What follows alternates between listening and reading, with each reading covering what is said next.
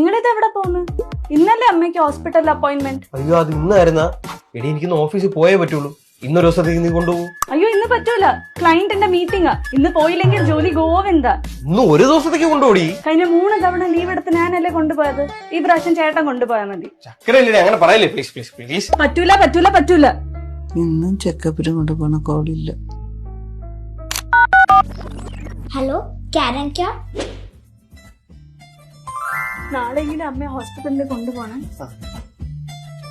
ഇതെന്ത് ഡോക്ടർ വീട്ടിൽ വന്ന് നോക്കണം? ഒന്നുകൊണ്ട് പേടിക്കണ്ട. എക്സ്റേ ഉൾപ്പെടെ എല്ലാം എടുത്തിട്ടുണ്ട്. Everything is normal.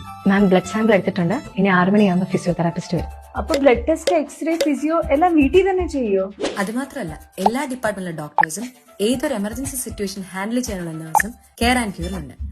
ഇനി പേഷ്യന്റ് ഫുൾ ടൈം കെയർ ആണ് വേണമെങ്കിൽ 24/7 സർവീസും ഇവിടെ പ്രൊവൈഡ് ചെയ്യുന്നുണ്ട്. അതുപോലെ വീൽ ചെയർ, ഹോസ്പിറ്റൽ എക്യുപ്മെന്റ് എന്നിങ്ങനെ വിലപിടിപ്പുള്ള സാധനങ്ങൾ വാങ്ങിച്ച് ബുദ്ധിമുട്ടേ വേണ്ട. ചെറിയ തുകയ്ക്ക് റെന്റൽ ഫെസിലിറ്റി ഞങ്ങളുടെ അവൈലബിൾ ആണ്. ഇപ്പൊ ചുരുക്കി പറഞ്ഞ ഒറ്റ ഫോൺ കോളിൽ തന്നെ ഡോക്ടറെ സംഘം വീട്ടിലെത്തുമല്ലേ?